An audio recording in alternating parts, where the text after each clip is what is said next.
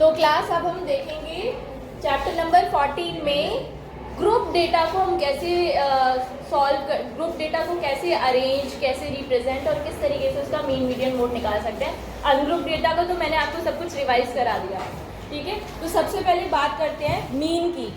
आपके चैप्टर, आपके सिलेबस में मीन जो है वो 3 तरह से दिया हुआ है कैलकुलेट करना। पहला मेथड है मीन को फाइंड करने का, first methods to find mean या methods to calculate mean of group data.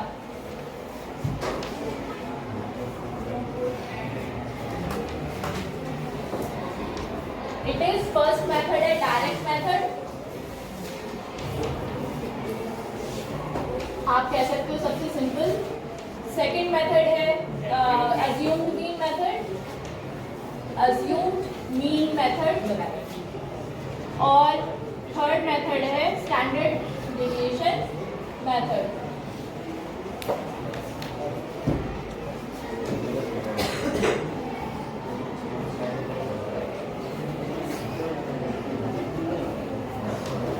ठीक है, ये 3 मेथड्स है। इसमें से ये वाला मेथड आपके सिलेबस में नहीं है अब, स्टैंडर्ड डेविएशन मेथड, ये डिलीट हो गया था लास्ट टाइम और आई थिंक इस बार भी नहीं होगा। वो तो ओजिव्स वाली एक्सरसाइज है, वो तो है ही नहीं। हाँ, तो ये स्टैंडर्ड डेविएशन मेथड भी यानी उन्होंने उसको, ये डिलीटेड है मेथड। अच्छा, सिखा मैं ये भी दूंगी, जिसमें कुछ है नहीं, ज़्यादा बड़ी चीज़ नहीं है, काफ़ी सिंपल मेथड है। लेकिन ये दोनों मेथड्स जो है ये तो आपके सिलेबस में है। तो चलिए शुरुआत करते हैं। सबसे पहले ये वाला मेथड सीखेंगे, डायरेक्ट मेथड। रेडी सब लोग? तो एक एग्जांपल से शुरुआत करते हैं। मुझे एक एनसीईआरटी दे दो बेटा। एक एग्जांपल तो इन्होंने इसमें भी दे रखा है, ये ले ले क्या, इसमें पॉइंट ज़्यादा है। एनसीईआरटी का ही करा दो।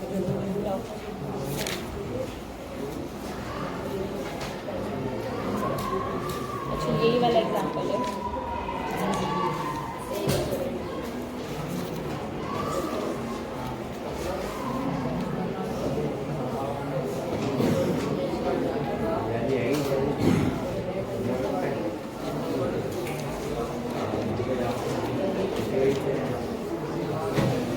तो चलिए क्लास स्टार्ट करते हैं। एनसीईआरटी एक्सरसाइज 14.1 का फर्स्ट क्वेश्चन सॉल्व करके देखेंगे। आपको सिखाऊंगी मैं डायरेक्ट मीन मेथड से, ठीक है। डायरेक्ट मेथड से मीन निकालना।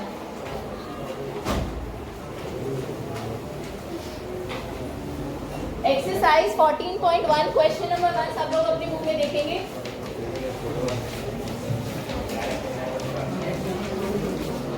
आपको हर क्वेश्चन में इस तरह से एक टेबल गिवन होगी, जैसे यहाँ पर दी हुई है। देखिए क्वेश्चन पढ़ लेते हैं सबसे पहले। अ सर्वे was conducted by a group of students as a part of their environmental awareness and program in which they collected the following data regarding the number of plants in 20 houses in a locality. उन्होंने अपनी locality में 20 houses 20 घरों का सर्वे किया, जिसमें उन्होंने ये पता किया। देखो अब इन्होंने क्लियरली लिखा नहीं है कि सर्वे में उन्होंने क्या पता किया। तो आप क्या करोगे, आप टेबल देखोगे नीचे क्या टेबल दी हुई है, उसमें क्या क्या इन्फॉर्मेशन है। तो उसमें लिखा हुआ है नंबर ऑफ प्लांट्स और नंबर ऑफ हाउसेस। तो मुझे बताओ आपको क्या लगता है इस टेबल से क्या इन्फॉर्मेशन मिली होगी उन्हें? एनीवन? जो डेटा उन्होंने कलेक्ट किया है वो क्या डेटा है? हाँ, ऐसे कितने घर है जिसमें 0 से 2 एक भी प्लांट नहीं है, या 1 प्लांट है या 2 का। 0 से 2 प्लांट्स जो है, ऐसे कितने घर है? 1 घर। 2 से 4 प्लांट्स है जिन घरों में ऐसे कितने घर है? 2। 4 से 6 प्लांट्स है, ऐसे कितने घर है? समझ में आ गया उन्होंने डेटा क्या कलेक्ट किया है। तो ये सर्वे था और ये सर्वे से कलेक्टेड डेटा। अब इस टेबल को बना लेते हैं सबसे पहले, लेकिन हम इसे वर्टिकल फॉर्म में बनाएंगे। हॉरिजॉन्टल फॉर्म में दी हुई है, हम इसे वर्टिकल फॉर्म में बनाएंगे। कैसे? देखिए, फर्स्ट कॉलम, इसमें आप लिखेंगे नंबर ऑफ प्लांट्स, ठीक है।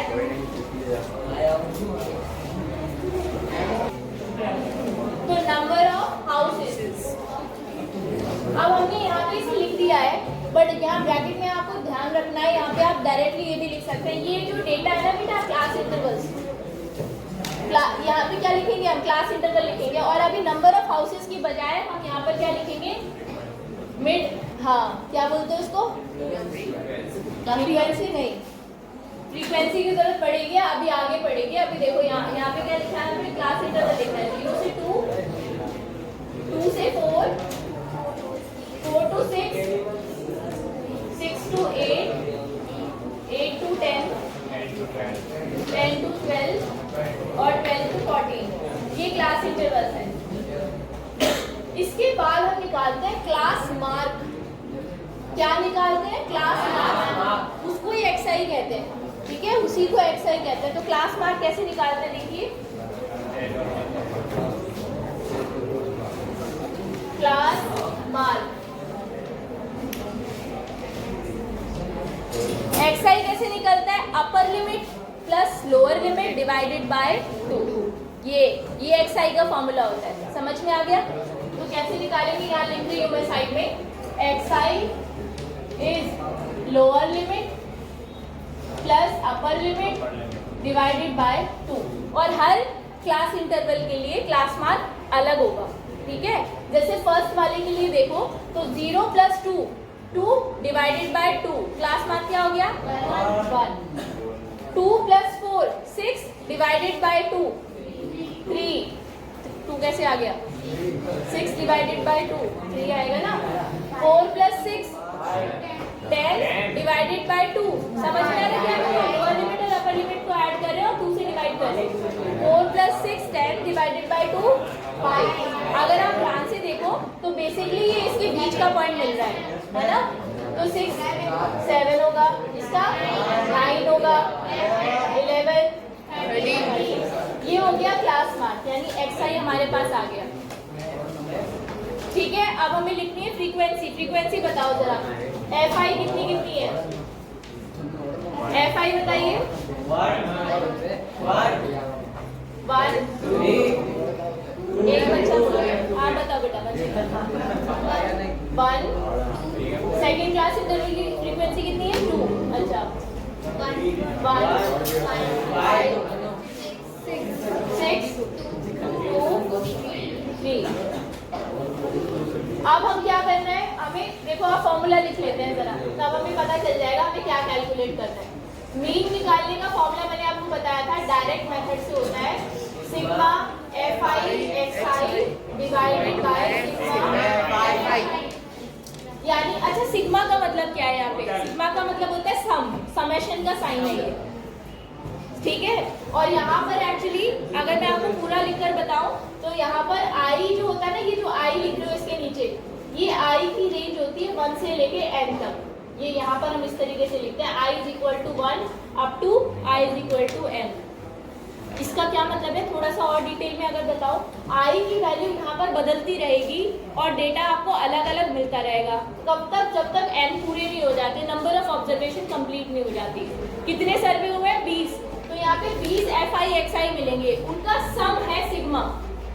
आगे समझ में, आई की वैल्यू 1 से लेके n तक जो अलग अलग एफआई एक्सआई आएंगे, जैसे फर्स्ट ऑब्जर्वेशन जो होगी उसके लिए एफआई एक्सआई निकलेगा आपका f1 x1, सेकंड के लिए f2 x2, थर्ड के लिए f3 x3, इस तरीके से उसका जो टोटल सम है उसको शॉर्ट में हम यहाँ लिखते हैं सिग्मा एफआई एक्सआई, मतलब एफआई इंटू एक्सआई करो और उसका सम निकाल दो टोटल का। तो चलो सबसे पहले एफआई इंटू एक्सआई निकालते हैं।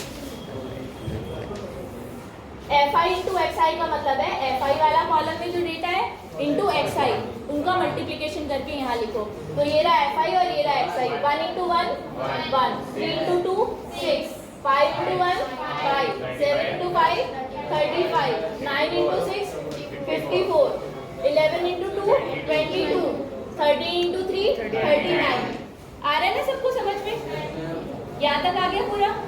अब हमारे पास एफआई एक्सआई भी आ गया, एफआई भी आ गया, हमसे ये नहीं पूछा इन्होंने पूछा हमसे इसका सम, तो हम एफआई एक्सआई वाला जो कॉलम है ना पूरा, इसका सम निकालेंगे। इन सारे नंबर्स को ऐड करो, हाँ इन सारे नंबर्स को ऐड कीजिए सभी जल्दी क्विकली, ये सब आपको करना है क्वेश्चन में, हर क्वेश्चन में। FI वाले कॉलम को ऐड कीजिए।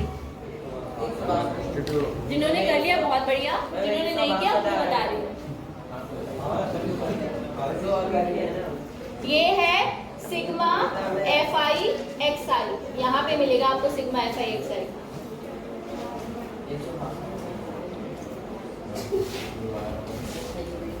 ऐड किया सबने, कितना आ रहा है 162। ठीक है, फॉर्मूले में हमसे ये पूछा था, इन्होंने मीन होता है सिग्मा FI तो हमने सिग्मा FI की वैल्यू निकाली क्या 162। उसके बाद अपॉन में हमें क्या लिखना होता है सिग्मा FI। अब सोच के बताओ कॉमन सेंस लगा के सिग्मा FI कैसे निकलेगा?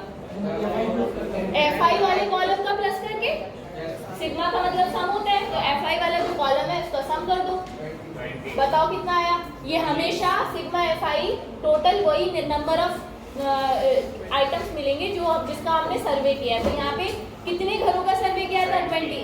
मोस्टली 99% FI आपको क्वेश्चन में ऑलरेडी गिवन होगा। जो नंबर ऑफ हाउसेज है या नंबर ऑफ जो चीजें हैं जिनकी हमने नंबर ऑफ ऑब्जर्वेशन बेसिकली, तो उसको हम फ्रीक्वेंसी बोलते हैं और वो आपको क्वेश्चन में गिवन होगी मोस्टली। ठीक है, तो आप 20 हम कहाँ लिखेंगे? यहाँ पे सिग्मा FI के नीचे सिग्मा FI की वैल्यू 20, बस इसको डिवाइड करके आंसर निकालो। 20 से 162 को डिवाइड कीजिए, कितना आ रहा है सर? 8.1। ये जो है हाँ 8.1 क्या आया है? ये प्लांट्स पर हाउस। तो ये आपका बेसिकली निकला है मीन डायरेक्ट मेथड से। This is how you calculate. समझ में आ गया? नोट कीजिए इसको।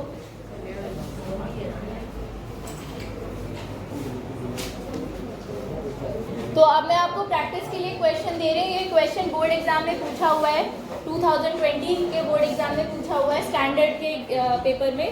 सो क्वेश्चन आपको मीन कैलकुलेट करना है, ठीक है? फाइंड द मीन कैलकुलेट करना है और डेटा है ये।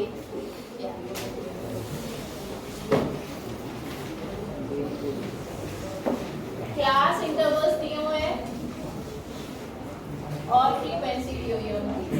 फर्स्ट क्लास इंटरवल है 3 to 5, फ्रीक्वेंसी है 5।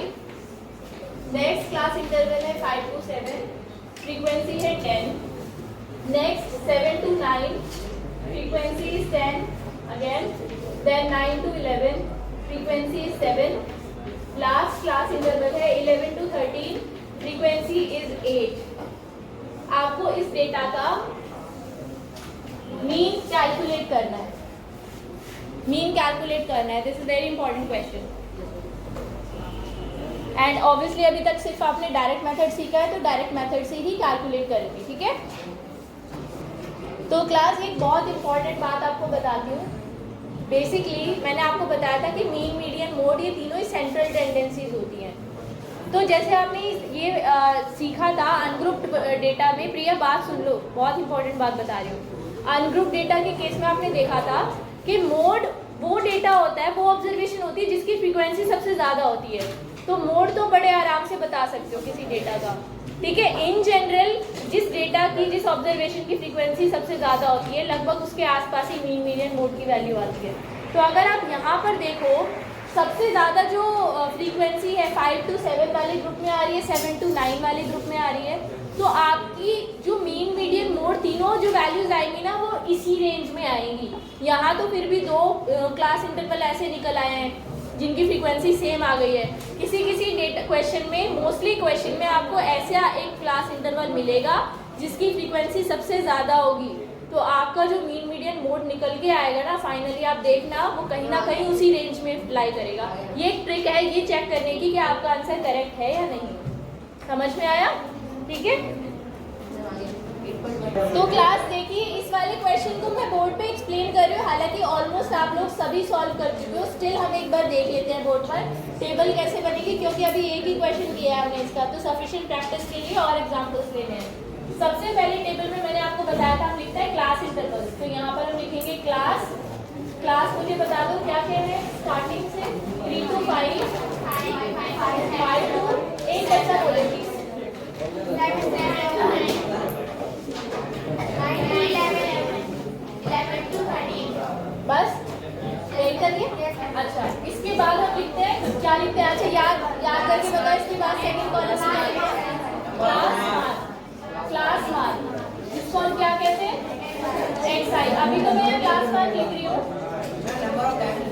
नहीं सुनो, वो लिख सकते हो, फ्रीक्वेंसी भी लिख सकते हो, किसी भी कॉलम में कुछ भी लिख सकते हो, बट आपकी कन्वीनियंस की बात है।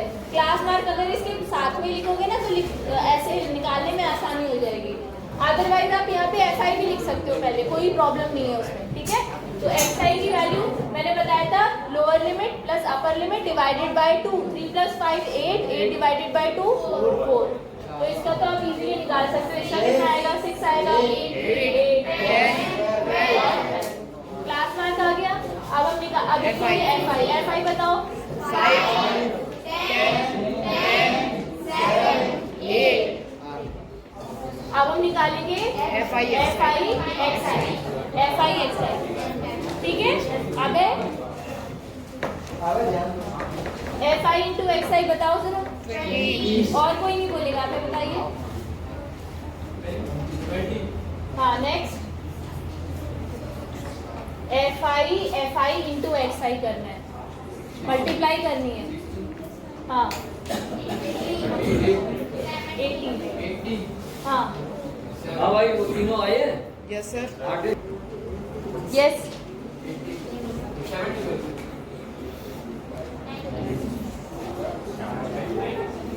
12 into 8 हमें फॉर्मूला क्या होता है? अब है मीन निकालने का डायरेक्ट मेथड से। What is the formula? बोलो। Sigma FI XI upon sigma FI, ठीक है। सिग्मा FI XI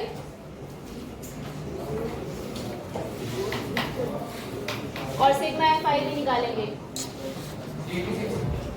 इसकी वैल्यू कितनी आ रखी है? 86 386।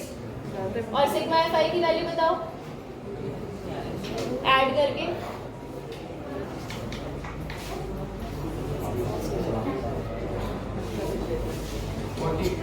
कितनी आ रही है? 40।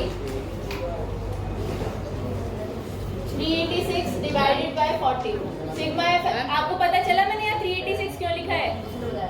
सिग्मा FI XI की value 386 I according to you, और अपॉन में, हाँ बेटा बोलो। 386 नहीं आ रहा, कितना आ रहा है? 326। अच्छा इसे चेक कर लेना, अभी 326 लिख रहे हैं अपॉन 40 तो ठीक है। सिग्मा FI डिवाइड करके वैल्यू निकालो जरा, कितना आ रहा है देखो। मीन की वैल्यू निकालिए, डिवाइड करके आंसर निकालो। अब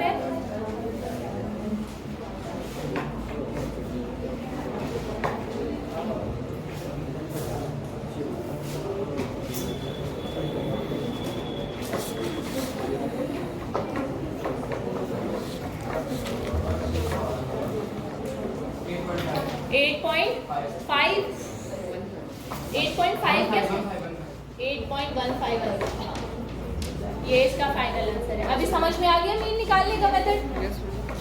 हाँ जी। सो नेक्स्ट क्वेश्चन है, यहाँ मैं एक टेबल बना रही हूँ, आपको मीन कैलकुलेट करना है।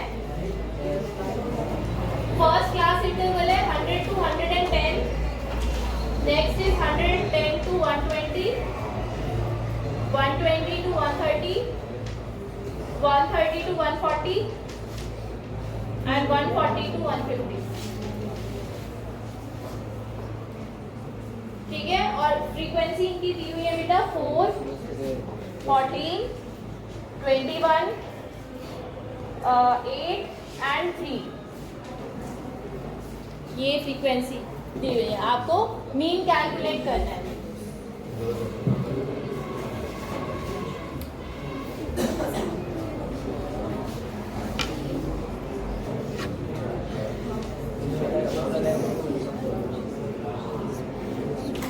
सबसे पहले क्लास मार्क निकाले आपने। क्या होता है फॉर्मूला क्लास मार्क निकालने का?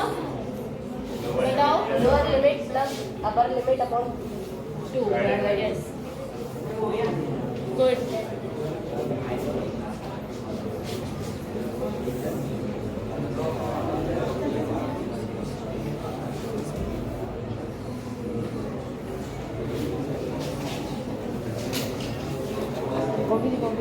कॉपी नहीं दे यार, इंटू करना है। कॉपी मांगेगा सामने लिखो ना इसके इसी लाइन को।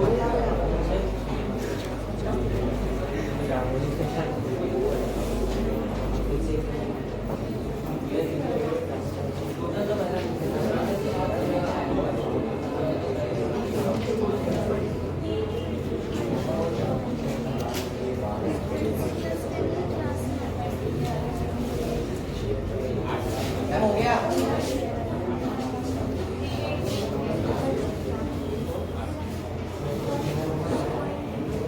मैम हो गया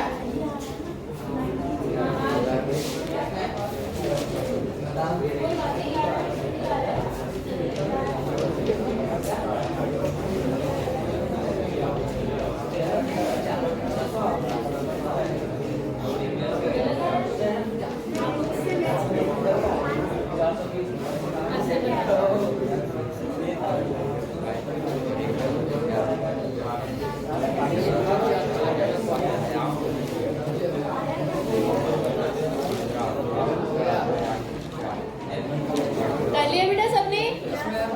ओके, आंसर बता रही हूँ मैं आपको, मैच कर लेना इसी क्वेश्चन का ना।